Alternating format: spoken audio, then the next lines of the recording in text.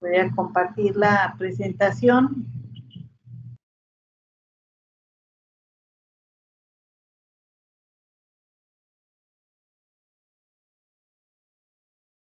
Ok.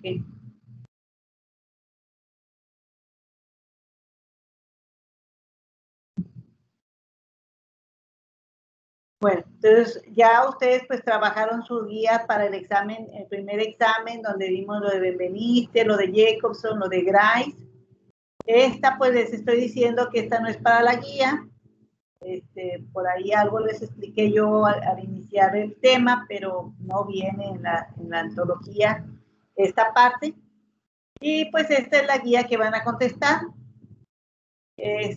Todo, realmente, pues nada más es una hoja, no son bueno, dentro de algunas preguntas hay varias preguntas que contestar, ¿verdad? Entonces, eso hace que se vaya extendiendo la guía, la información que deben de llenar. Sí me están siguiendo, ¿verdad? Sí están viendo la guía todos. Sí, profe. Ok, entonces, pues ahorita nada más les voy a comentar, pues para que se fijen, ¿verdad? Muchos de los conceptos que hemos estado explicando, pues hay que irlos repasando, revisando.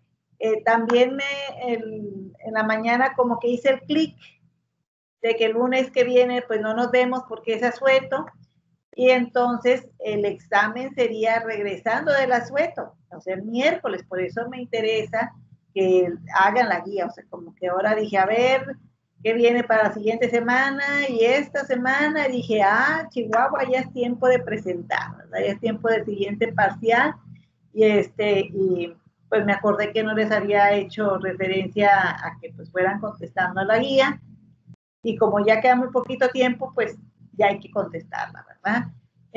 Por aquí hay varios puntos que todo lo hemos estado viendo, todo se ha estado explicando, seguramente muchos de los conceptos pues ya se les hacen familiares, ya los estuvieron trabajando para la síntesis de micro, de macro, de súper, ¿verdad?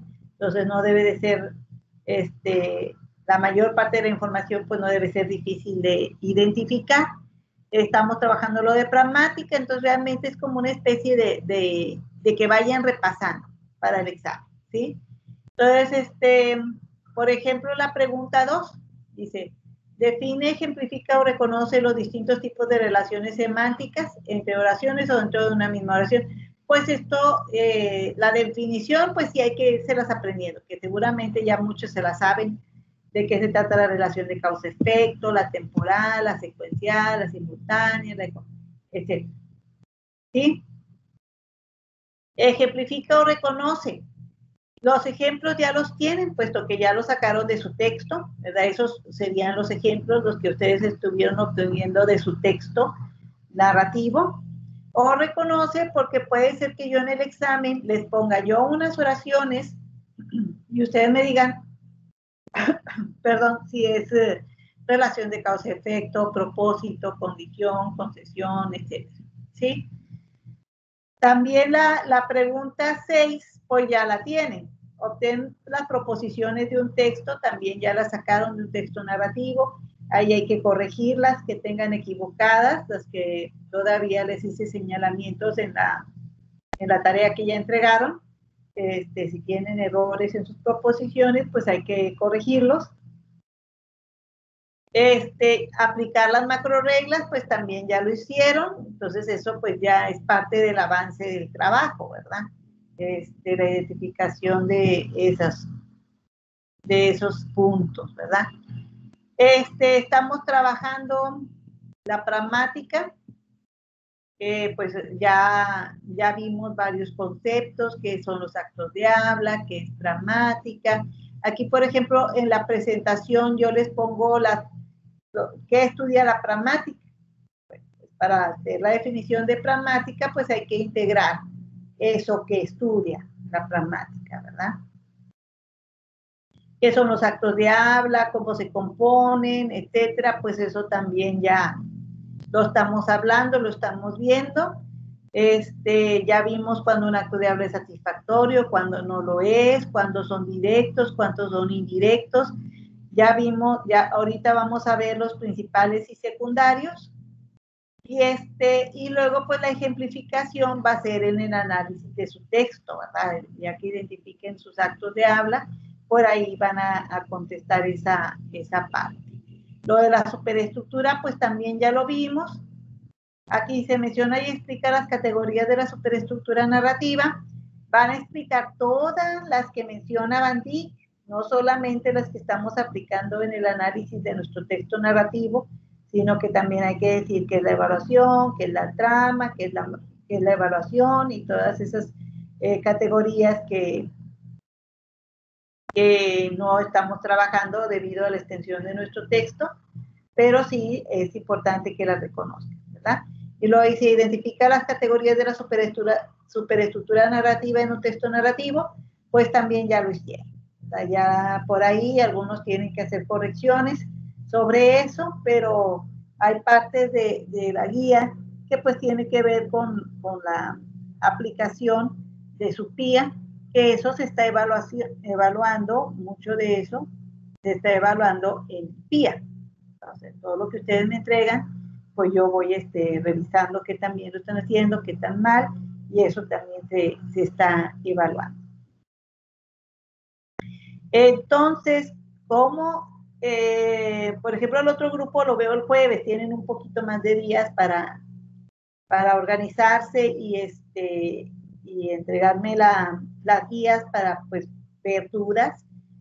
Por eso les digo que pues no, a lo mejor a ellos también les extiendo un poquito más la fecha, pero la idea es que para estas sesiones que vienen ya me hagan preguntas sobre algún concepto que no les haya quedado claro, que quieran ver, porque la siguiente semana pues ya sería el examen, ¿sí? Entonces, la intención principal más que nada es esa, ¿verdad? Que la revisen, y como es trabajo en casa, pues nos han pedido que también lo consideremos dentro de su trabajo general, o sea, su trabajo que están haciendo. Entonces también se evalúa quienes sí lo hacen y quienes no lo llevan a cabo. Entonces, bueno, ya el miércoles pues les haría ya preguntas sobre sus dudas en cuanto a este tema. Ok. Otro aspecto que les quiero hacer mención, ustedes ya se dieron cuenta el sábado, seguramente que les mandé por ahí el link del APA, que pues a lo mejor hay maestros que dicen, búsquenlo ustedes solos, yo por tal de que lo consulten, pues ya les mandé el link, ya les estoy dando la herramienta para que revisen el formato de su PIA, ¿sí? Ahí viene todo, me encantó ese link, está muy bien explicado, sintetizado claramente, con plantillas, les dice dónde buscar para hacer las referencias, para el formato de las referencias, todo está muy, muy completo, no sé si ya lo checaron ustedes. Entonces, en casi todas las síntesis les digo que revisen el formato A. Entonces, hay que agarrárselo todo, ¿verdad? Hay que darle su revisadita. Muy parecido al APA 6, si ya estuvieron ustedes manejando el APA 6, son pocas diferencias, e incluso en el link vienen qué es lo diferente entre el APA 7 y el APA 6. Algunos ya, por ejemplo, ya empecé a ver algunas referencias que ya están en el APA 7 de los que ustedes me están entregando, pero algunos otros no. Algunos siguen teniendo problemas de espaciados, de interlineado, de tipo de letra, de cómo se acomodan los títulos y los subtítulos, todo esto, todos los puntos donde van a ir el número de página, cómo se va a presentar la portada, todo viene ahí para que lo revisen muy bien y pues obviamente cumplan con esa parte del requisito del PIA. Otro aspecto que también quería mencionar sobre lo que me han estado entregando es los títulos y los subtítulos, todos tienen, vamos a respetar el outline. Ahí está en su guía, en materiales de clase, acuérdense que ahí está su outline. Algunas personas me están agregando subtemas que yo valoro de acuerdo a lo que me están dando de información. Y si no se me hacen apropiados, les digo, checa tu outline, no, este subtema no, puesto que a veces me ponen subtema para explicarme algún concepto, ¿sí? Y un subtema es cuando manejas un tema completo, que es parte de otro tema completo, entonces no se abren títulos para explicar conceptos, ¿sí? Entonces, por ahí algunos les hago referencia de eso para que hagan las correcciones. ¿Dónde se va a poner el título? Si en medio, si a la izquierda, si lleva negrita, si lleva itálica, todo viene en el APA, ¿sí? Entonces eso pues lo tienen que revisar para que siga el lineamiento adecuado y hagan las correcciones pertinentes. Las tablas, yo las tablas que les doy de los resultados no estoy poniéndolos con el formato APA, para que la revisen también, chequen el formato de las tablas, también ahí viene muy bien explicadito cómo deben de presentar las tablas, ¿sí?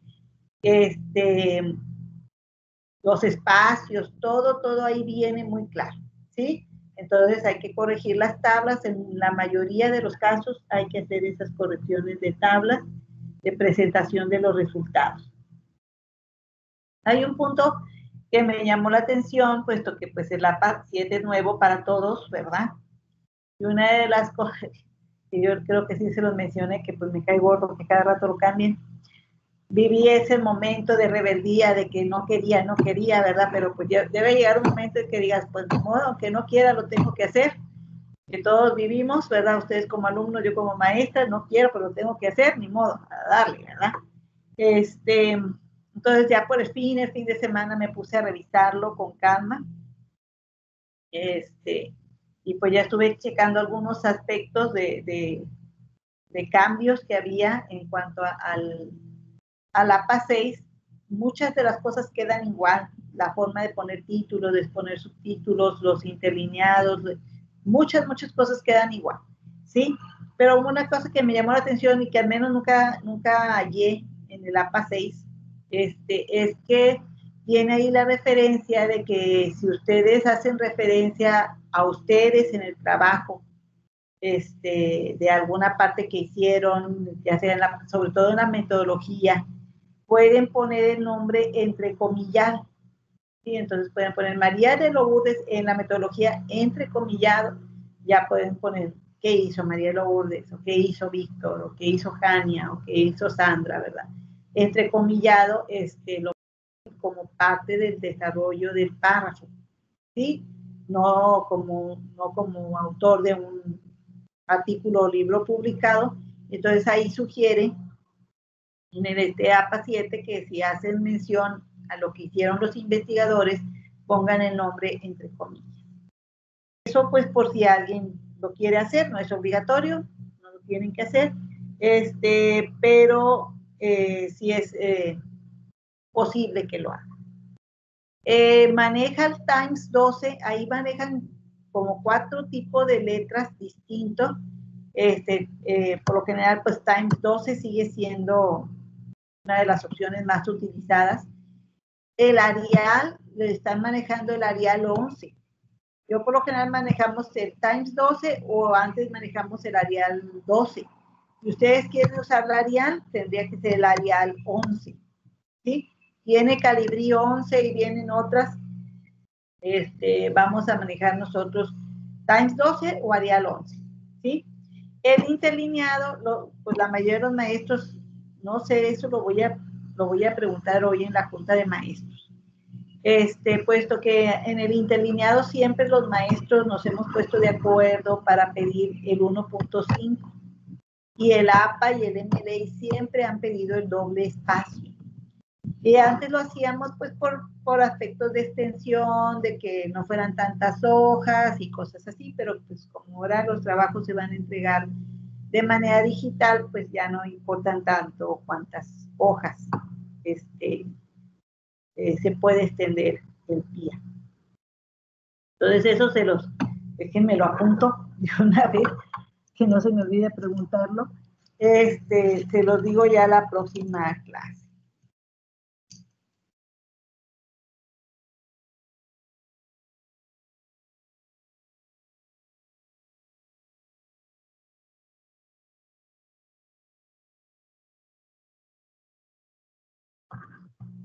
Ok. Entonces, pues por ahí ya tienen esa parte que hay que considerar. A todos les hago sus comentarios ahí, de qué les falta, pues de lo que hicieron. Si lo que hicieron bien, pues a veces les pongo muy bien, a veces no les pongo nada, depende de si me acuerdo o no me acuerdo, si tengo tiempo o no tengo tiempo, si ya quiero avanzar. Por lo general a veces soy un poquito más detallada con los primeros y ya con los últimos pues ya me empiezo a cansar y a decir, no, esto se lo digo en la clase y ya vamos a lo que sigue. Entonces, por ahí pues les señalo es, cuando algo me gusta mucho, pues por lo general les digo muy bien, excelente. Si está bien, no les pongo ningún comentario, pues ya no hay que hacer ninguna modificación. En cuanto a la síntesis, pues hay que tener cuidado con las referencias, eso es parte del APA, de estar citando el autor en cada párrafo. Ahí chequen pues cómo lo tienen que hacer, parafrasear, todo es bien importante que se parafrasee, si no están parafraseando, entrecomillada la información, y luego la referencia del autor, el año y la página, ahí vienen algunas novedades de cómo hacer la cita en el texto, para que la revisen.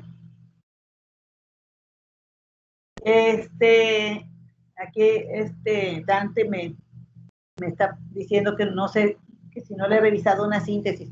Qué bueno que me lo recuerdas, Dante, porque pues voy avanzando y los trabajos que me entregaron posteriormente ya no me acuerdo de ellos o que les pido que modifiquen. Estamos al pendiente de eso y pues ya ahorita con el link del APA, pues chécalo de una vez, mientras no te lo mande corregido, haz las correcciones pertinentes en cuanto al APA. Bueno, regresando a eso, entonces, ahí en el trabajo, en sus trabajos, les digo si les faltan conceptos, si está incompleto el tema, obviamente si me lo entregaron, si no me lo entregaron, pues ya les está afectando su calificación, porque tenía que ser marco teórico, metodología y resultados, porque hubo algunos equipos que solamente me entregaron el análisis. Entonces, hay que checar pues qué información es importante a cubrir en los diferentes puntos. Por ejemplo, en de la macroestructura me están hablando de las proposiciones y algunos de ustedes no me ponen la definición de proposición. Entonces, ahí a muchos les hago la referencia y definición. Si ya lo definieron en microestructura, pues digan ahí en ese párrafo que de acuerdo que pues las proposiciones como se explicaron en la sección anterior, bla, bla, bla. O sea, ya continuar. Nada más háganme referencia, ¿verdad? Que ese concepto ya se explicó, pero que ahora se va a utilizar. En el tema de macroestructura es esencial que quede bien clara la definición de proposición, puesto que es lo que van a hacer, ¿sí? Que es lo que van a hacer en este texto, en este análisis que no hicieron en el análisis de microestructura. Pero a lo mejor alguno lo definió allí y por eso no me lo incluyeron acá, pero como acá sí es más importante el concepto de proposición, tiene que quedar claro que ya está definido y si no, definirlo ahí. También una situación que muchos equipos tuvieron es que no me resaltan los conceptos importantes. ¿Sí? Entonces ahí chequenme en el APA cómo se resaltan los conceptos importantes y resáltenlos, ¿sí? Para que se visualice nada más al mirar la hoja cuáles conceptos son los importantes de la explicación que allí están señalando. Bueno, También por ahí les di unas notas de cómo hacer la síntesis y algunas cosas que también están ahí en los materiales de clase, para que revisen si ya los están cumpliendo. Muchos equipos los están cumpliendo, pero algunos no, entonces hay que revisarlos, repasar, a ver, ya cumplí con esto, ya cumplí con aquello, para que pues quede lo mejor, con la mejor calidad posible su trabajo. Por ahí siento que hubo una pequeña confusión en cuanto a la metodología del trabajo, que ya les estaba explicando la clase pasada que quería que incluyeran en el PIA. Por ahí no me acuerdo si se lo señalé a ustedes o no. La metodología de trabajo, por ahí les dije que lo íbamos a dejar como parte de la introducción general del PIA. Ustedes van a tener su introducción al trabajo y dentro de esa introducción al trabajo, pues me van a hablar de la metodología, cómo lo llevaron a cabo de manera general. Entonces, ahí sí, en esa parte incluso me van a explicar lo que son las comunidades de aprendizaje. Algunos ya lo hicieron, nada más que les estoy diciendo que lo pasen a la introducción y que la van a modificar en el aspecto de que va a ser una metodología general, no de cada tema, no de cada análisis, sino que ustedes van a decir de manera general cómo se estuvieron organizando, sobre todo para poder conectarse, para comunicarse entre ustedes, cómo se desarrollaron los roles de liderazgo, todo eso que les dije que tenían que contestar, va a ser como de manera general, para todos los análisis, no nada más para uno, ¿sí? Entonces ahí hubo varias personas que ya me empezaron a avanzar un poquito eso, pero lo vamos a dejar para que lo hagan completo para todos los días, ¿verdad? Ya que digan, en tales temas se trabajó así, en tales temas se trabajó así, ¿sí? De manera más general, no con tanto detalle. Entonces, en ese caso, eso lo van a modificar. Y la metodología del trabajo, la metodología de análisis es así, pues tiene que ir antes de cada análisis. Y pues dar todos los pasos que se realizaron. Algunos les estoy poniendo ahí que la metodología está incompleta, que faltan pasos. Les estoy diciendo, esto debe de ir en la metodología, no debe de venir aquí. Algunos les estoy haciendo comentarios específicos de eso, ¿verdad? Entonces, lo quiero decir para todos, para los otros análisis que tengamos, pues que nos quede claro, ¿verdad? ¿Qué es lo que tenemos que hacer en cada sección? Y pues es importante que la metodología, como ya les dije anteriormente, pues se introduzca con la finalidad de hacer este análisis, se siguió el siguiente procedimiento, todos los pasos, ¿verdad? Todo ya, por ejemplo, la identificación de texto, pues se hizo en el tema de microestructura. Bueno, a partir del texto, ¿qué le hicieron al texto para hacer el análisis? ¿Cómo se van a presentar los resultados? Todo esto como si yo no supiera nada, como si yo fuera la que no se lo dijo, ¿verdad? Ustedes me lo están diciendo a mí, no yo a ustedes, ¿sí? Como que le están hablando a alguien que no conoce del tema, ¿sí? Entonces, irlo llevando de la mano en todo lo que es el desarrollo del PIA es muy importante. No hacer mención a la mayoría de los que lo pusieron, se los dije, o les puse un signo de interrogación o algo. No hacer mención a que la maestra le revisó, que la maestra le pidió, que la maestra le... Yo no existo en su PIA, ¿sí? Entonces, ustedes, por ejemplo, van a decir, se obtuvieron las proposiciones y se hicieron varias revisiones. Nada más. O sea, si ustedes quieren decir que hubo varias veces que las tuvieron que hacer, digan, se obtuvieron las proposiciones y se hicieron varias revisiones antes de aplicar las macroreglas, ¿sí? Y luego ya dicen cómo aplicar las macroreglas y cosas así. Pero no digan, pues las entregamos y la maestra nos la corrigió, no. ¿Sí? Todo el trabajo es desde un enfoque de cómo trabajó ustedes como investigadores, no como alumnos, ¿sí? como investigadores o como analistas, no como alumnos, ¿sí? Entonces, por eso incluso el PIA, muchos maestros les decimos que no tienen que poner el nombre del maestro, porque es un trabajo de investigación, de síntesis, de evaluación de ustedes. ¿Sí? Entonces tampoco digan, ay, pues es que este trabajo lo tuvimos que hacer porque pues nos lo pidieron para la materia. No, tampoco, ¿verdad? Que sea cierto, ¿verdad? Ni modo. Aquí pretendemos que tenemos un interés investigativo, un interés de aplicar el análisis del discurso en los textos que van a trabajar aquí, ¿verdad? Entonces no digan, es que para la materia de se hizo este trabajo. No. Lo hicimos porque queríamos aplicar el análisis del discurso en 2 textos narrativos, ¿verdad? Entonces, eso es importante que lo apunte por ahí o que se acuerden de revisar para el PIA. Por ahí, en cuanto al análisis, pues ahí también les estoy haciendo señalamientos de que revisen todavía las proposiciones. Algunos de ustedes tienen que, a lo mejor algunos son pocos detalles, algunos más. Si me señalaron quiénes, pues a veces señalo quiénes tienen que hacerlo, quiénes no. Si no les pongo nada es porque a lo mejor todos lo tienen que hacer, de todavía checar bien sus proposiciones. Si las proposiciones están mal, pues tienen que luego que corregir las macro reglas para que pues complementen con las nuevas proposiciones que tengan ahí, para pues mejorar la calidad del análisis, ¿sí? Ustedes ahí también en materiales de clase tienen las características, ¿sí?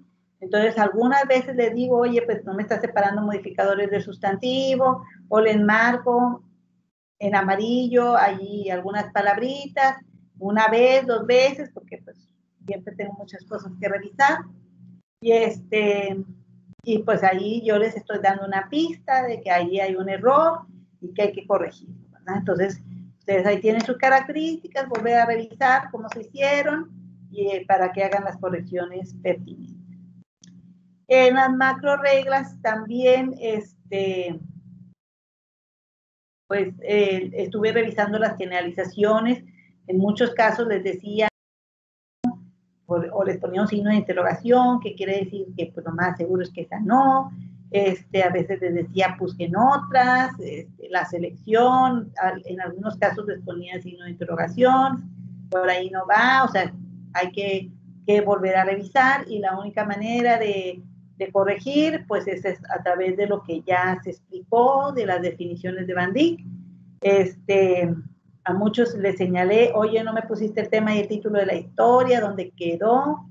Entonces, todos esos aspectos, pues para que acaben de corregir, ¿verdad? Obviamente, esta es la última revisión, la penúltima revisión. La última revisión es cuando me entreguen el PIA. Ya no les voy a dar retroalimentación de lo que ya está por ahí explicado. Ya vamos a ver actos de habla y ahí vamos a hacer otro análisis y ahí voy a darles otra retroalimentación de lo que es, de cómo hacer el análisis, ¿verdad? Entonces, la idea es que ustedes pues vayan mejorando su trabajo y que cuando me lo entreguen, pues mientras más lo mejoren, mejor va a estar calificado. Y si lo hacen las correcciones, aunque no estén tan perfectas, pues mínimo no van a reprobar. Ya ahí depende de qué tanto lo mejoren, pues ya saquen 70, 80, 90, 100, dependiendo de qué tanto se hayan esforzado.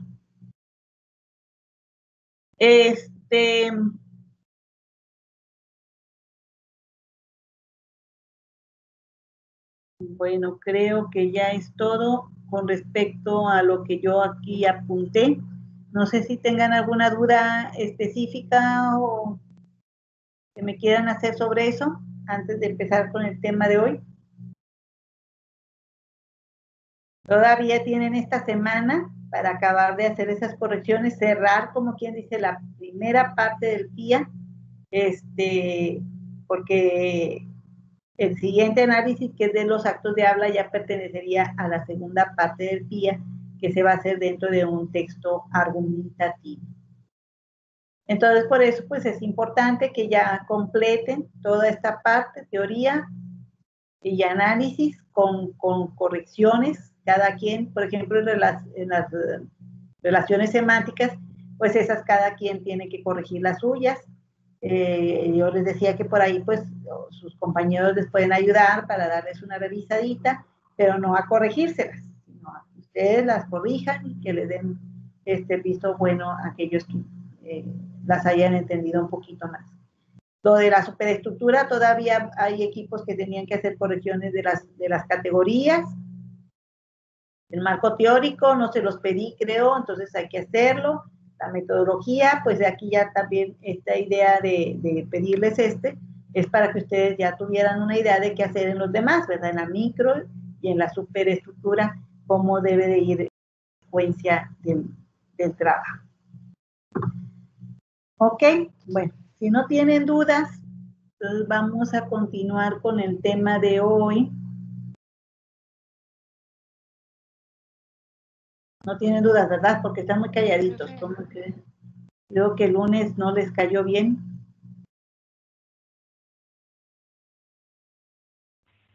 Profe. ¿Sí?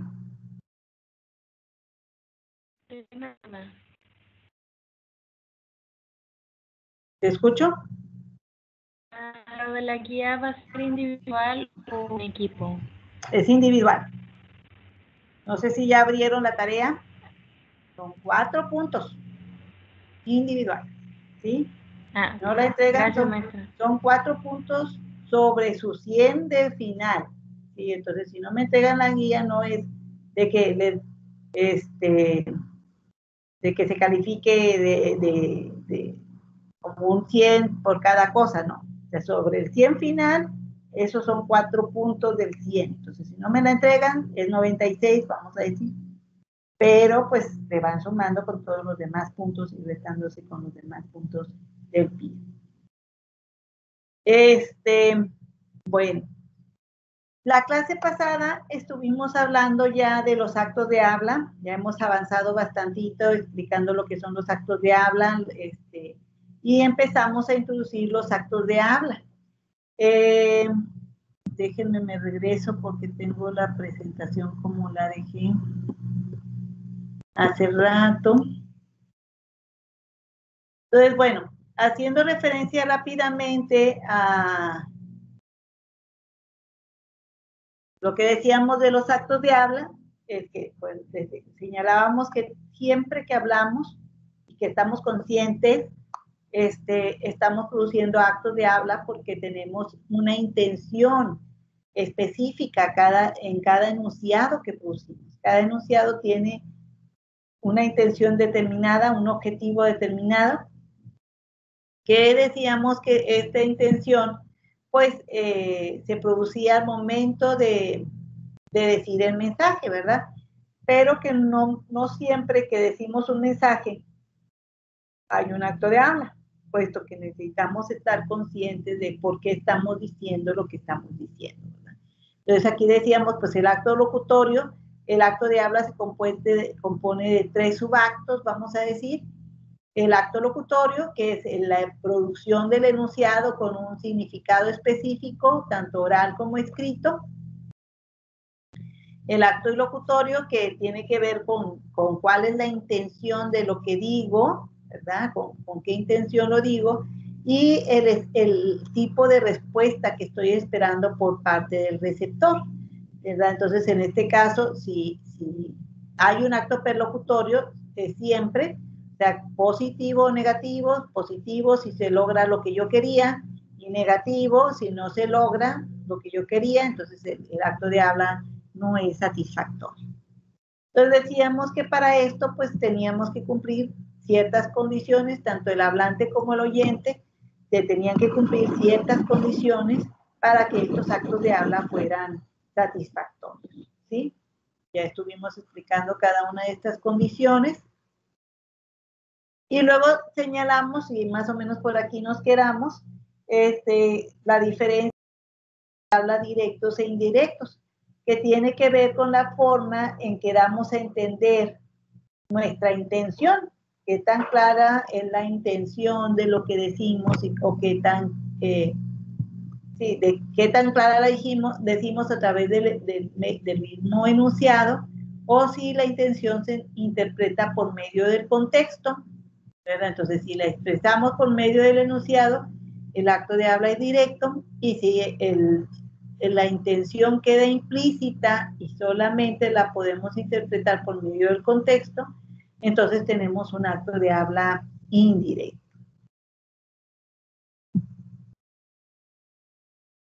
Y entonces, bueno, ejemplificábamos los actos de habla directos, donde decíamos muchas veces utilizamos un verbo performativo para expresar el acto de habla, que el verbo performativo es el que te dice cuál acto de habla se está realizando.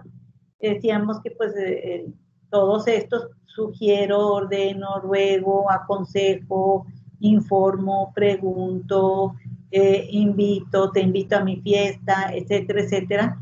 Tenemos muchos tipos de actos de habla, es imposible verlos todos, y muchas veces el hablante los hace explícitos porque de una u otra manera nosotros conocemos la intención de por qué decimos lo que decimos. Entonces, pues a veces lo decimos de manera explícita y a veces lo decimos sin el verbo performativo, se da a entender por la forma del enunciado. Yo les decía a la clase pasada que cada tipo de enunciado tiene una forma y se conecta con una función específica. Entonces decíamos, un enunciado declarativo tiene la función de informar, un enunciado interrogativo tiene la función de preguntar, y así sucesivamente. Entonces, la forma del enunciado te puede estar dando el acto de habla, pero no siempre hay una relación entre la forma del enunciado y la función del enunciado. Entonces, ahí decíamos que pues estos actos de habla serían indirectos, ¿sí? Y que para poder interpretar lo que estos actos de habla quieren decir, pues necesitamos saber el contexto para reconocer realmente con qué intención se dijo lo que se dijo, ¿sí? Entonces, en este caso tenemos, vimos todos los ejemplos, ¿verdad? La clase pasada.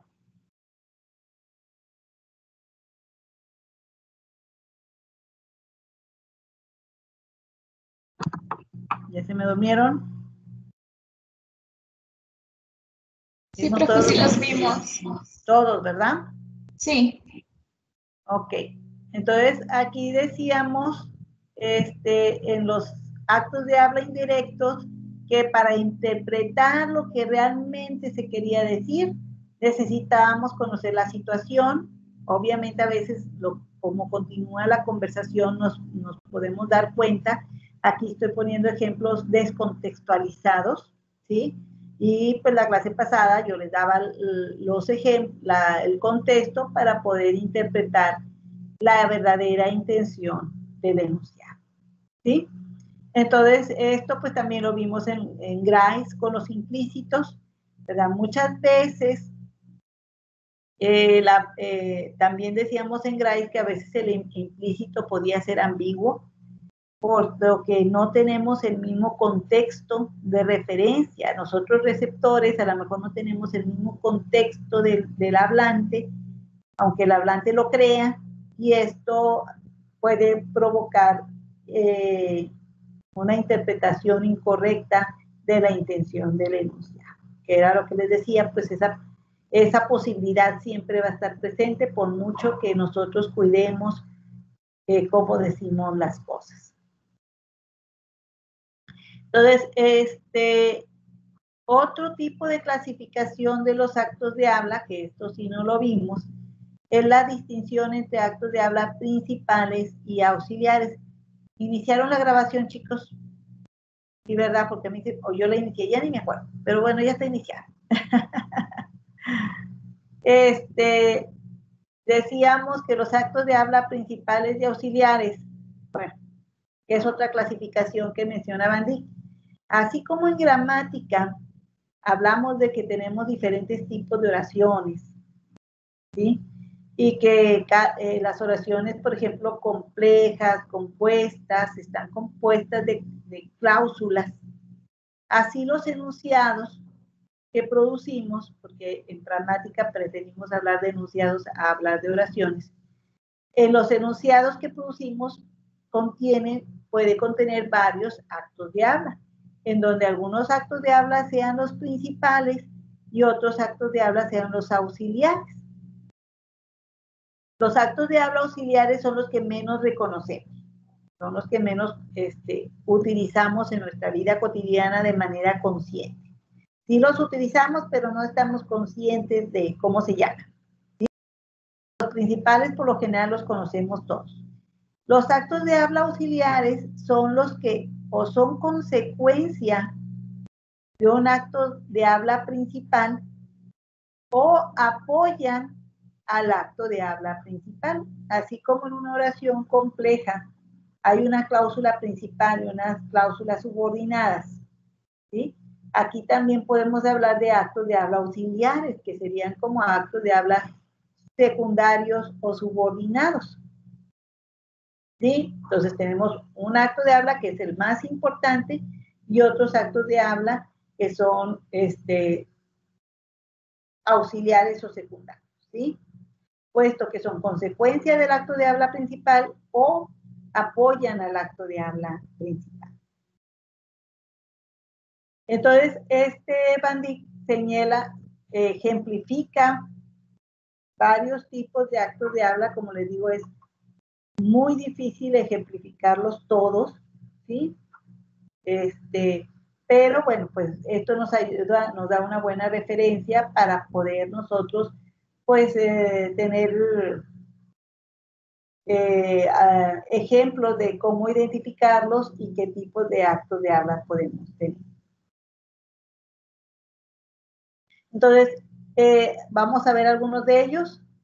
Aquí tenemos varios ejemplos tomados de Van Dyck o adaptados de los que pone Van Dyck por ahí, pero son muy parecidos a algunos de los que vienen en la lectura. Entonces aquí tenemos, por ejemplo, tú no vas a ir, te dice, vamos a decir, un hermano a otro hermano. Eso no lo dice Van Dyck, lo digo yo. Dice, tú no vas a ir, y le contesta al hermano. De todos modos, ni quería. Entonces, nosotros habíamos dicho que el enunciado declarativo informaba o da una información de algún tipo. Entonces, aquí, por ejemplo, pues podemos dar a entender o podemos pensar que en este caso le está informando el hermano al otro que no va a ir, ¿sí? Entonces, a este acto de habla se le va a llamar aseveración, ¿sí? Es bastante usado, no sé si ustedes lo usaban, el término, también se le llama acto de habla declarativo o declaratorio, pero aquí lo vamos a llamar aseveración. Y por lo general, cuando una de las posibles consecuencias de dar este tipo de información es que la persona pues no esté muy contenta con lo que le están diciendo, ¿verdad? Entonces tú no vas a ir, pues estás esperando que la persona a la que se lo dice no esté contenta. Pero la persona contesta, de todos modos ni quería, o que al cabo ni quería. Por un lado, dice Van Dyck que tenemos algunas expresiones que introducen el acto de habla nuevo, y a estas expresiones se le llama conectores pragmáticos, ¿sí? Entonces aquí el conector pragmático sería de todos modos, y pues el resto del enunciado. De todos modos sería el conector pragmático. No usamos en el habla cotidiana mucho que al cabo, el que al cabo también sería un conector pragmático que expresa contradicción porque está oponiéndose al tipo de respuesta que se esperaba por parte del hablante. El hablante posiblemente o seguramente esperaba que la otra persona expresara su decepción y hace lo contrario, por eso se llama de contradicción, porque no la respuesta va contraria a la que se espera. Otro tipo de acto de habla que pues es bastante frecuente son las advertencias, y casi siempre las advertencias van acompañadas de una condición.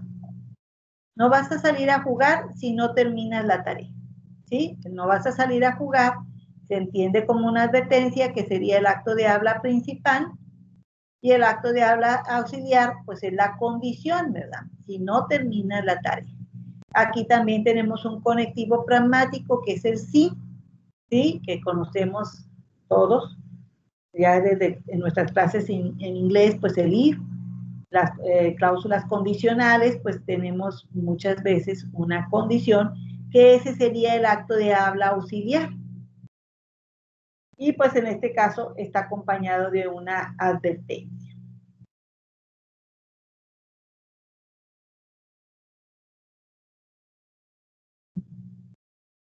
Otros tipos de actos de habla, tenemos aquí, por ejemplo, que dice, vamos a llamarle. O mejor no se lo decimos. El vamos a llamarle como una propuesta o una sugerencia, y o mejor no se lo decimos como que incluye una especie de duda o vacilación. Dice Van Dyck que muy seguido esta duda o vacilación se introduce con el conector O. Entonces, como la O en este caso tiene una función de establecer esa duda o esa vacilación, pues también se le conoce como conector pragmático, ¿sí? Entonces, aquí en este caso, esta vacilación, pues es la que les digo, bueno, es una duda. A lo mejor lo conocemos más como duda que como vacilación, pero eso sería el nombre del acto de habla, ¿sí? Por último, en esta presentación les pongo el caso de Jaime estaba en la cantina, por eso estaba borracho.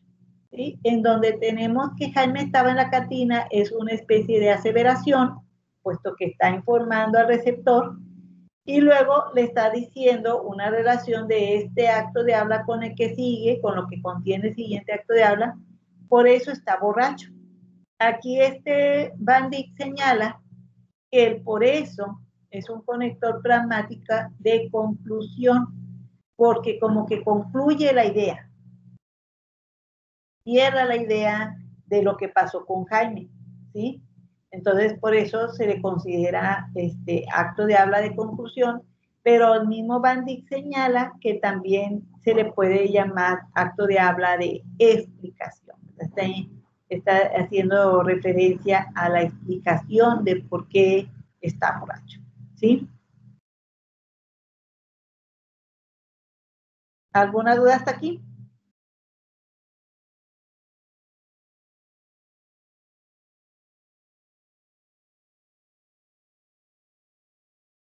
¿No? Bueno, y aquí abrí la antología. ¿Sí la ven? Sí, profe.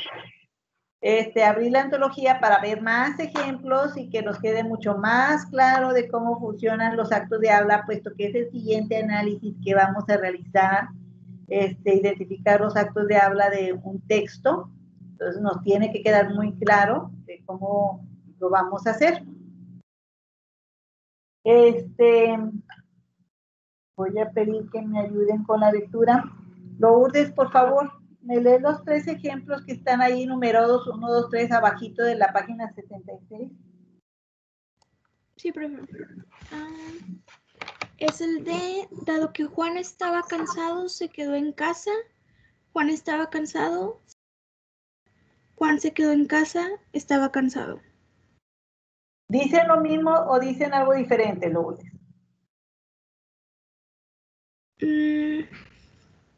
¿La idea es la misma o son 3 ideas diferentes?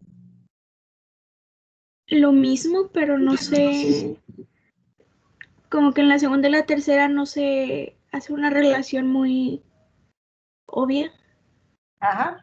Sí, ahí por un lado, la estructura de la oración, aunque los semánticos no les guste aceptarlo, la estructura de la oración te ayuda mucho a determinar de alguna manera el significado significado de lo que se dice, ¿sí?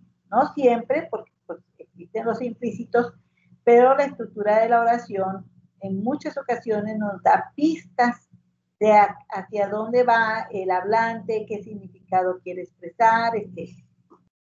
¿Qué tipo de relación semántica tenemos, Lourdes?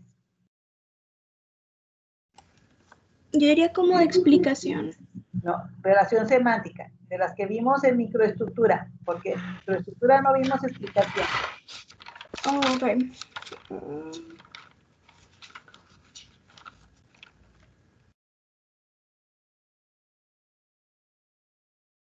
Bueno, entonces sería causa-efecto. Así es, como relación semántica en estas tres oraciones, en las tres hay causa-efecto, Lourdes. Sí, nada más que en la segunda y tercera se podría inferir, pero la primera ya es muy obvio porque se usa el dado que. Ajá.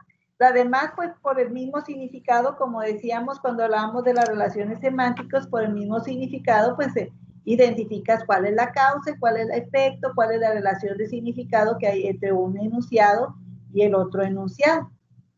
Pero tú estás marcando algo que es importante señalar.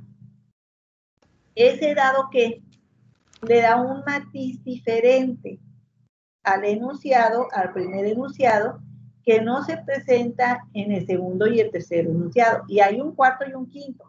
Aquí ahorita vamos a dejar el cuarto y el quinto para después, pero está poniendo 5 enunciados con la misma relación de causa-efecto, con la finalidad de que veamos de que en cada uno hay una diferente relación de actos de habla, una diferente relación de gramática, ¿sí? Y que esta se va a marcar por algún conector, por algún, por la forma en que se presenta un enunciado con respecto al otro, qué se dice primero, qué se dice después. Todo esto es importante para poder identificar los actos de habla que hay. Entonces, en el primero dice, dado que Juan estaba cansado, se quedó en casa. Ese dado que, pues a mí como que, yo digo, pues yo nunca digo así. Yo puedo decir, lo que yo uso más es el ya que Juan estaba cansado, se quedó en casa. O puedo decir, como Juan estaba cansado, se quedó en casa. ¿Sí? No sé si se les ocurra otra expresión, perdón, en lugar de dado que, para expresar la relación, ya que, si ustedes se fijan, si yo uso ya que o el cómo, el significado no se altera, el significado es el mismo.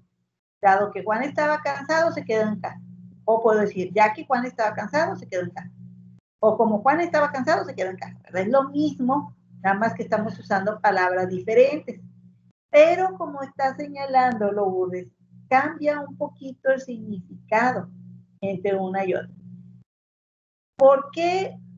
¿Con qué motivo el hablante puede estar utilizando el dado que, o el ya que, o el cómo? Te voy a orientar un poco más. ¿Tú crees que al decir el dado que, o el que, o estas palabras, estoy dando a entender que la información de que Juan estaba cansado, ¿ya la conocía el receptor o no la conocía el receptor? Creo que no la conocía porque podría ser una respuesta. Si alguien te pregunta, no sé por qué se quedó en casa, y entonces la primera oración sería como a manera de respuesta. Pero si yo te digo, dado que Juan estaba cansado, ¿se vería como respuesta? Bueno, no, entonces se vería como si Porque no conociera esa ya sería información. un porque. Sí. Ya sería un porque, no un dado que.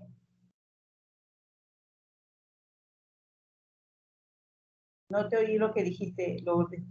Que entonces se puede inferir que el receptor no conocía esa información. Lo contrario. Cuando yo digo ya que, o digo cómo, o digo dado que, estoy yo hablante asumiendo que tú ya sabías. ¿Sí? Es lo contrario, es decir, ya que Juan estaba cansado, o sea, ya lo sabías. Eso. Ya sabías que Juan estaba cansado. Lo que no sabías es que se quedó en casa. O sea, cuando yo introduzco un enunciado con un dado que, un ya que, un cómo, estoy dando a entender, te estoy diciendo algo que ya sabes, pero espérame tantito. Ahí va la información nueva. ¿Sí? Como Juan estaba cansado, como tú ya lo sabías, eso es lo que está implicando, como tú ya lo sabías, pero lo que no sabías es que se quedó en casa. A ese tipo de enunciados en donde estamos dando a entender una información que yo hablante supongo o creo o casi estoy segura que ya conoce el otro, se le llama presuposición. ¿Sí? Ese es el acto de habla de presuponer. ¿Sí? Yo presupongo que tú sabías que Juan estaba cansado. Lo que no sabías es que se quedó en casa. ¿Sí? Todo eso es lo que implica el dado que. ¿Sí? El dado que o el ya que. Tú ya sabías que Juan está cansado. Lo que no sabías es que se quedó en casa. ¿Sí? Eso es lo que el hablante está queriendo dar a entender. ¿Sí? Entonces, este tipo de acto de habla, de presuposición, no, lo usamos con mucha frecuencia. Aquí de alguna manera era un poquito explícito por el dado que o el ya que, pero muy seguido queda implícito. O sea, se da a entender en el mensaje que se está dando. Les voy a poner un ejemplo bien común que yo creo que a todos nos ha pasado en algún momento de la vida y que por ahí les queda bastante claro el ejemplo, por eso lo sigo usando. Cuando hagan de cuenta ahorita, pues se supone que no podemos ir a fiestas, pero pues a lo mejor vamos, yo no he ido, pero lo voy a poner como ejemplo. Hagan de cuenta que yo fui a una fiesta de sábado, ¿sí?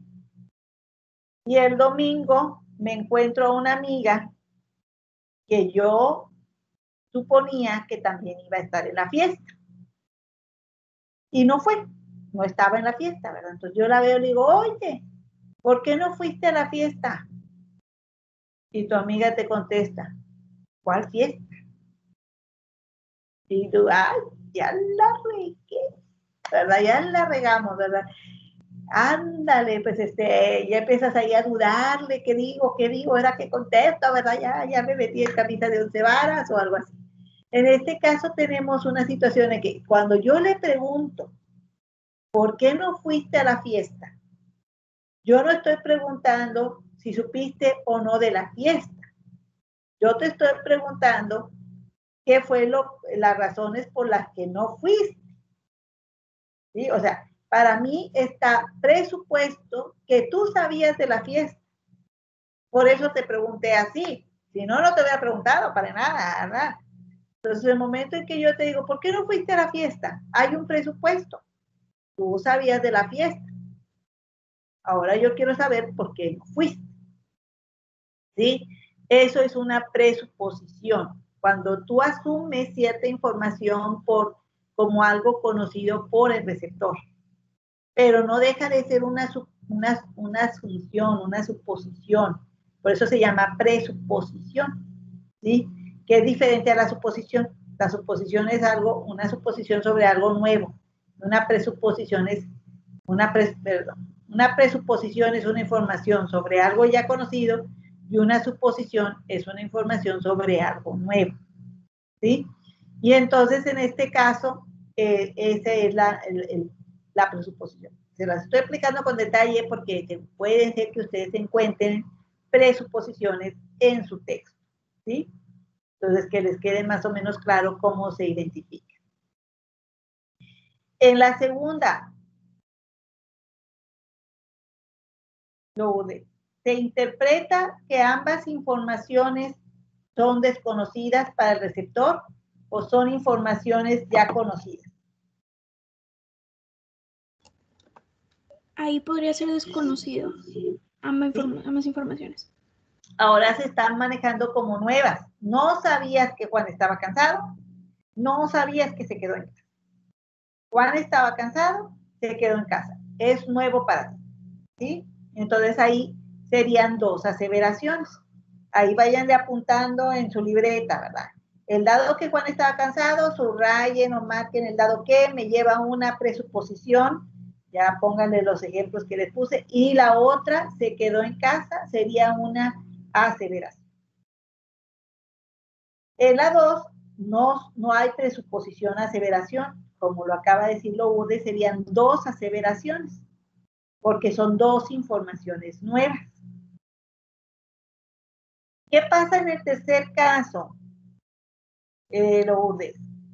¿Cuál es las primeras? ¿Está la causa y el efecto en ese orden o es un orden distinto? ¿Y qué orden hay en el tercer enunciado?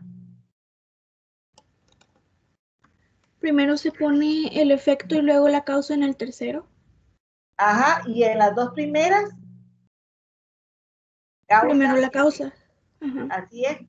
Ahora, muchas veces se cambia el orden de la causa y el efecto para darle un matiz diferente, una interpretación diferente al enunciado. Juan se quedó en casa, estaba cansado. ¿Cuál es ese nuevo matiz que se le está dando ahí, Lourdes?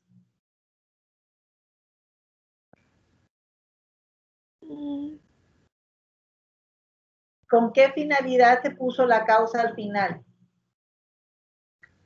Quizá para hacer más énfasis. ¿En qué?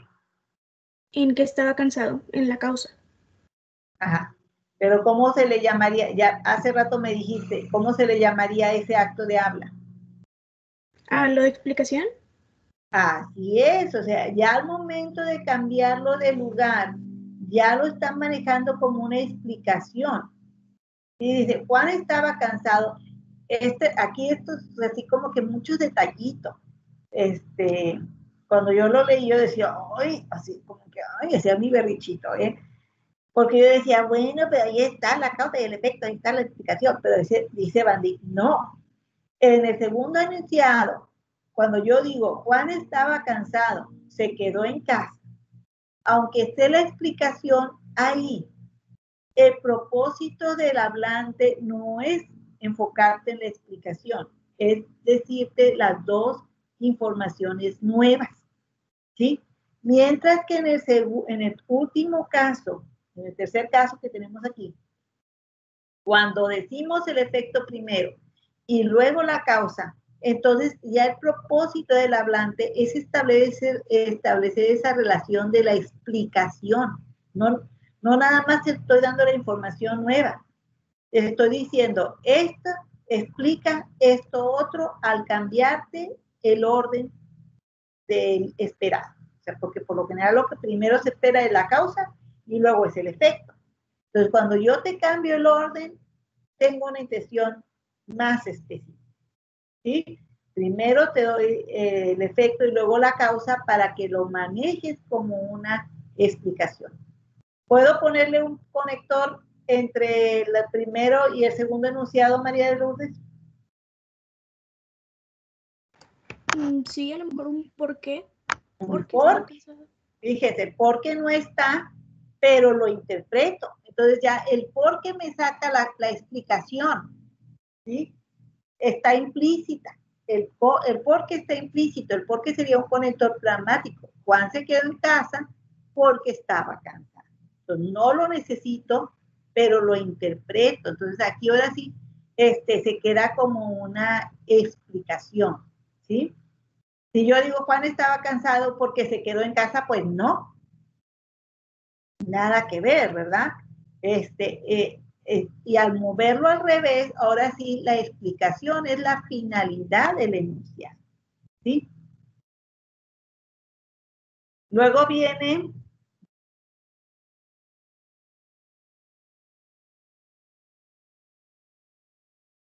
aquí, el Juan estaba cansado, por lo tanto se quedó en casa. ¿Qué tipo de información me da el por lo tanto? ¿Cuándo utilizo el por lo tanto en un enunciado? ¿Qué me expresa? ¿Qué significado me expresa?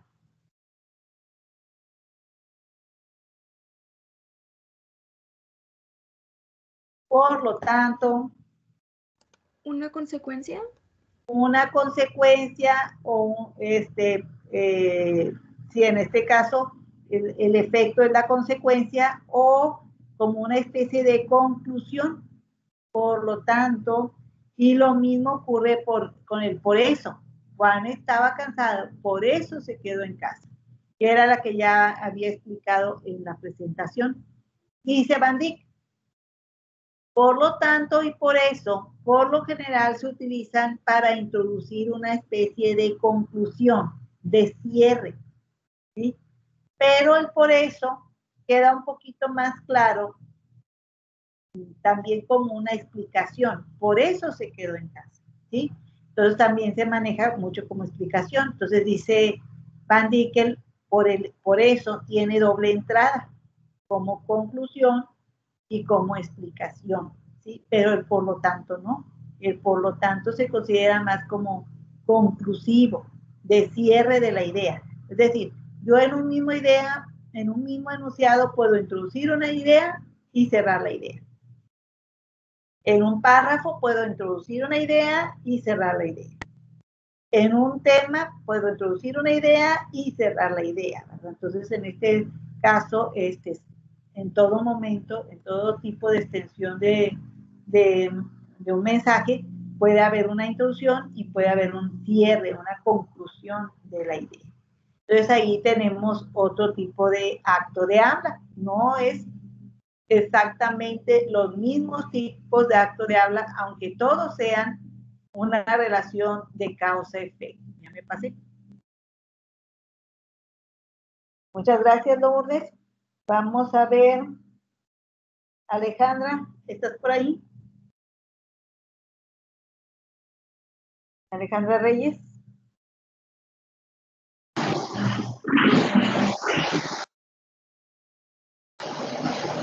Sí, pero ¿me escuché? Ajá. Léeme el ejemplo 6, Alejandra. Juan debe de haber estado en casa, su luz estaba encendida. Ajá. ¿Por qué crees que en este enunciado utilizó el DVD?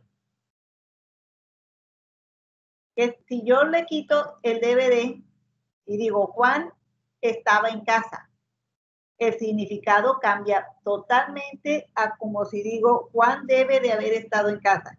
¿Cuál es el significado de Juan debe de haber estado en casa? ¿Qué es lo que está queriendo expresar el hablante?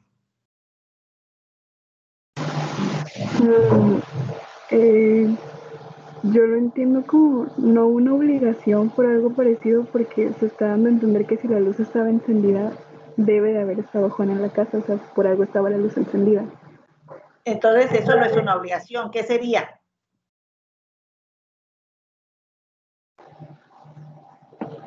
¿Una condición? No. A ver, ¿quién me puede decir qué sería? Digo, debe de estar ahí. No es una obligación. Muy bien por esa anotación. Exactamente, es una suposición, ¿sí? Juan debe de haber estado en casa. ¿Cuál es la función de su luz estaba encendida? ¿Qué es lo que te dio la pista de que estaba en casa? Tú no estás segura, yo no estoy segura. ¿Qué es lo que te dio la pista? Que la luz estaba encendida. Que la luz estaba encendida. Eso te dio una pista. Pero tú dices, debe de haber estado en casa porque no está segura. Por eso, como dijo Arturo, se entiende como una suposición. Lo que te da la pista de esa posibilidad es el hecho de que la luz estaba encendida y por eso tú haces esa suposición. Entonces dice, benveniste. Digo, benveniste, ya me atrasé toda. Dice Van Dyck, el primero sería como una suposición o inferencia y la segunda, el segundo enunciado, que es el auxiliar, entra como premisa, ¿sí? como una premisa de esta suposición. Entonces, a este acto de habla que te da las razones por las que tú haces la suposición, se le va a llamar premisa, ¿sí? Entonces, tendríamos una suposición, una inferencia, que muy seguido va acompañado de una premisa que sería el acto de habla auxiliar. Vamos a ver otros ejemplos.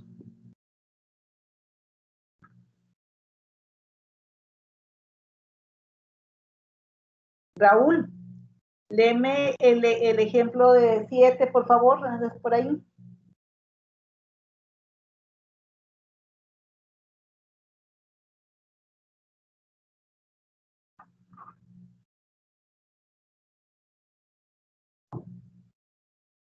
Raúl, ¿ya se me quedó dormido?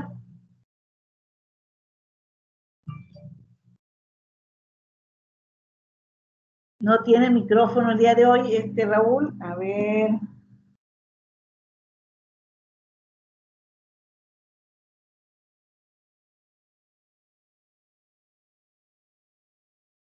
Ana Yancy.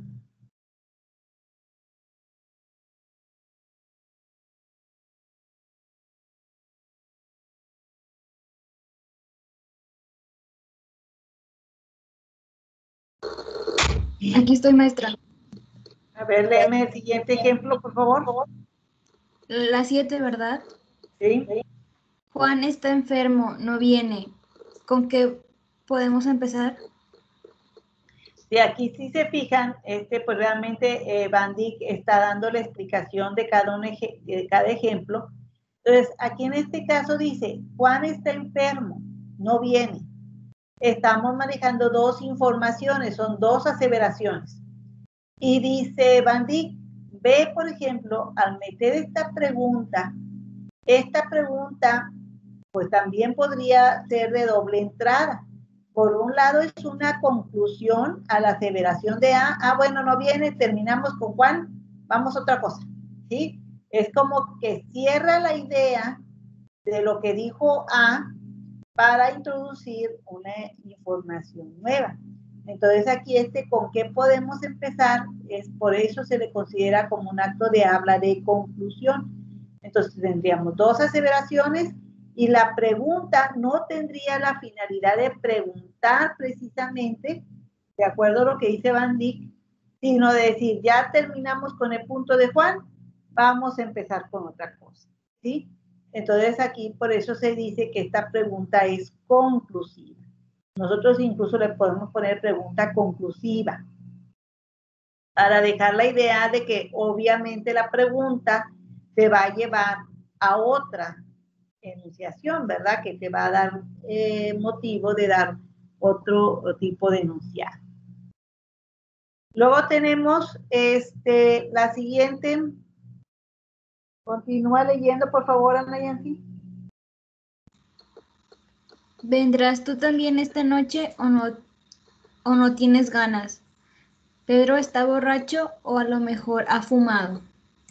¿Qué dijimos que era lo que te introducía la O? Ahorita lo acabo de explicar. Cuando viene la O, ¿qué te introduce?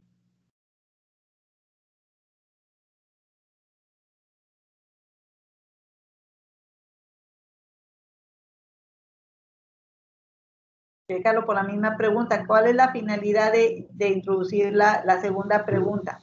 ¿Cómo dar una segunda opción? Ajá. Es decir, ¿vas a venir o no vas a venir? ¿O no tienes ganas? ¿Qué estamos ahí haciendo? Estableciendo una.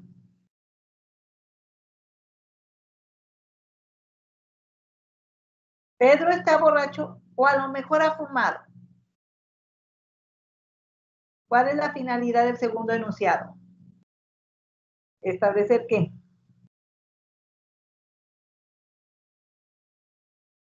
Una vacilación. Una vacilación, ¿verdad? Y en este caso, ¿vendrás tú también esta noche o no tienes ganas? O sea, como que dudas, vacilas sobre lo primero que dijiste. En la primera, pues es una pregunta. Aquí está preguntando a lo mejor porque no sabe, ¿sí? y la segunda es como una vacilación, una duda. Lo mismo ocurre en el segundo ejemplo, pero en el segundo ejemplo, Pedro está borracho es una aseveración porque está informando, y la segunda es una vacilación en forma de aseveración, ¿sí?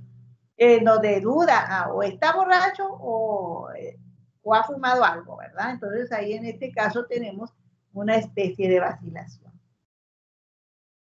Para que vayamos reconociendo los actos de habla, ¿sí? En la que sigue, fuimos al zoológico y ahí compramos un helado. Otra vez, tenemos una aseveración, fuimos al zoológico, pero en este caso, y ahí, y entonces, dice Van Dyck, ahí compramos un helado. A este caso, este enunciado, ahí compramos un helado, es como una continuación de lo que hicimos en el zoológico, ¿verdad? Por eso le dice, aquí en este caso, este acto de habla tiene la finalidad de complementar o de continuar la aseveración. Entonces aquí tenemos una aseveración porque se está introduciendo una información nueva, y luego tenemos, allí compramos un helado, ¿sí? Un complemento, una continuación. Puedo poner ahí compramos un helado y luego vimos a los animales y luego compramos unos souvenirs. Todo eso sería un complemento de fuimos al zoológico. Luego tenemos otro. A ver, Daniel, por favor, lee el siguiente, el número 11. Ok. 11. ¿Vienes con nosotros al cine? Pero si sabes que mañana tengo un examen. Muy bien. Me encantó que le pusieras el tono, Daniel. Entonces, ahí ese pero te está introduciendo ¿qué cosa, Daniel?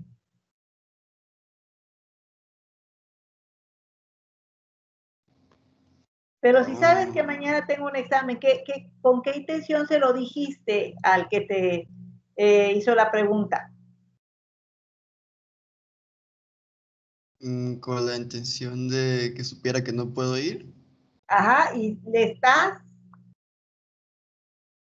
o sea, ya lo sabes, pero si sabes que mañana tengo un examen.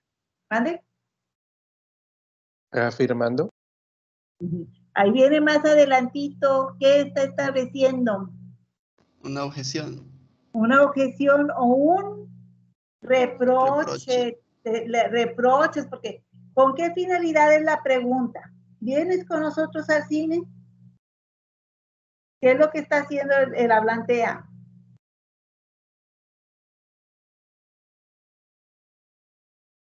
¿Invitándolo?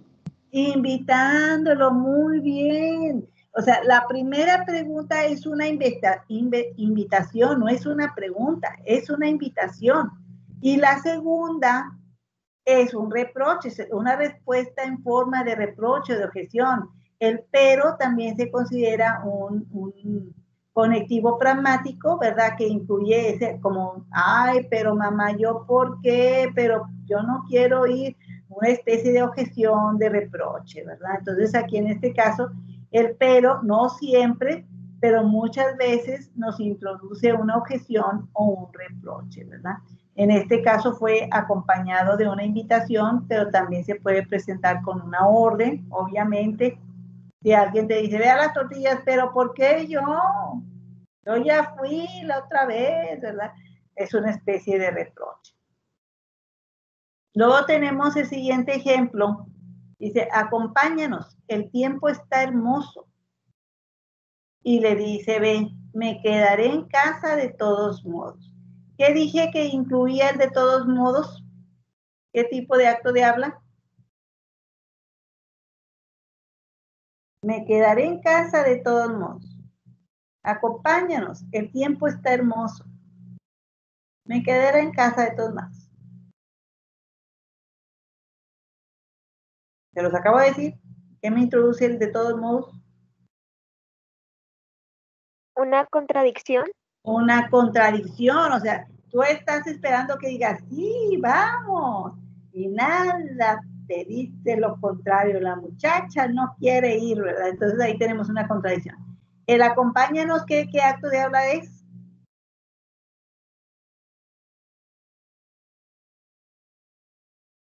Acompáñenos, vamos. ¿Una invitación? Una invitación, no es una orden, no es una petición, es una invitación. Y el tiempo está hermoso. A esta parte donde dice, el tiempo está hermoso, este Van Dyck dice que se le llama una especie de condición. Es decir, esta condición es lo que te va a dar motivo, se supone, para aceptar la invitación. Entonces, muchas veces para aceptar una invitación, pues debe de haber una condición que te permita aceptar la invitación. ¿Sí? Entonces, a veces hay, porque no quieres, como en el caso de esta muchacha, o porque no puedes, ¿verdad? Entonces, cuando hacemos referencia a esa condición, así se le va a llamar el acto de habla, lo que te permite realizar la invitación o llevar a cabo la invitación. Eso se llamaría condición. Entonces, aquí es lo que yo les estoy diciendo. Hay actos de habla que utilizamos muy seguidos, suposición, explicación, invitación, aseveración, que es la información, pero la premisa, pues a lo mejor no es un término que utilicemos muy seguido. La condición de una invitación o de una orden tampoco es muy conocido, pero nosotros tenemos que ir empezando a reconocer. Por lo general, si hay una invitación, por ahí puede haber una condición. Si hay una suposición, por ahí puede haber una premisa. No es obligatorio que lo haya, ¿sí? Pero a veces van acompañando esos elementos a los actos de habla principal. Pues, ya casi se acaba la hora, entonces pues por ahí lo vamos a dejar ahorita. Todavía tenemos más actos de habla que ejemplifica Van Dyck, que mañana vemos. Aquí hay otros tantos más, para que pues la finalidad del autor es que vayan ustedes reconociendo cómo se identifican los actos de habla. Como les digo, muchos de ellos más o menos nosotros sabemos. El problema principal es con los actos de habla secundarios, que son los que no los utilizamos muy seguido en nuestra habla cotidiana. Pero ya son poquitos los que me faltan. El próximo miércoles entro al análisis de los actos de habla. Terminamos. Yo ya podría decir que la teoría ya la estoy terminando. Y incluso la alcanzamos a aplicar en un texto argumentativo. Y por eso, pues es necesario que ya presenten, porque ya es mucho rollo que nos hemos echado. Y por lo tanto, pues es importante que vayamos revisando todo lo que hemos visto.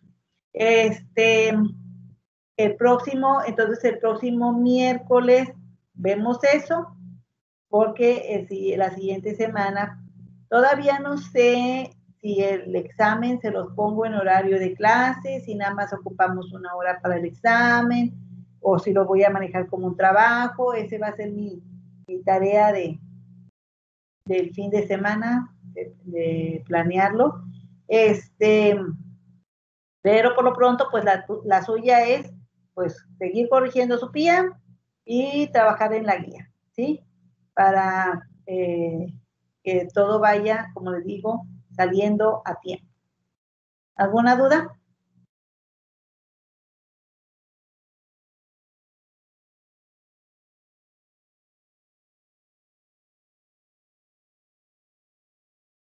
¿No? Dante, ¿cómo le haremos para que me acuerde de ti? Y revisarte. ¿En dónde me mandaste el archivo de análisis del discurso? Lo subí ahí en la carpeta. ¿Qué miércoles me parece? ¿La carpeta de avance de síntesis o de cuál? ¿O la que yo puse específica para el análisis del discurso? Le puse en síntesis del PIA. Ok. Bueno, para revisarlo. Antes, cuando se me iban atrasando, me entregaban las cosas posteriormente, yo tenía una carpeta de todos mis pendientes. Entonces, pues esa la tenía visible. ¿Verdad? Entonces yo entraba, ay, esto no lo he revisado, y lo revisaba, pero tenía, siempre estaba revisando mi carpeta de pendientes, pero ahora son muchas carpetas de pendientes. Ahí en esa carpeta yo tenía todos los pendientes de todas las materias, entonces pues no se me pasaban tanto. Y ahora no tengo que entrar a un archivo, y a otro equipo, y a otro equipo, y entonces un relajillo por ahí. Bueno, entonces, ahí disculpa, Dante, espero pronto tenerte ya respuesta de eso, Sí, no se para preocupe, que lo puedas gracias. revisar. Entonces nos vemos el próximo miércoles, y ahí les encargo los avances. Todos, maestra. Nos vemos, profe. Nos vemos, que la pasen muy bien y mucho cuidado.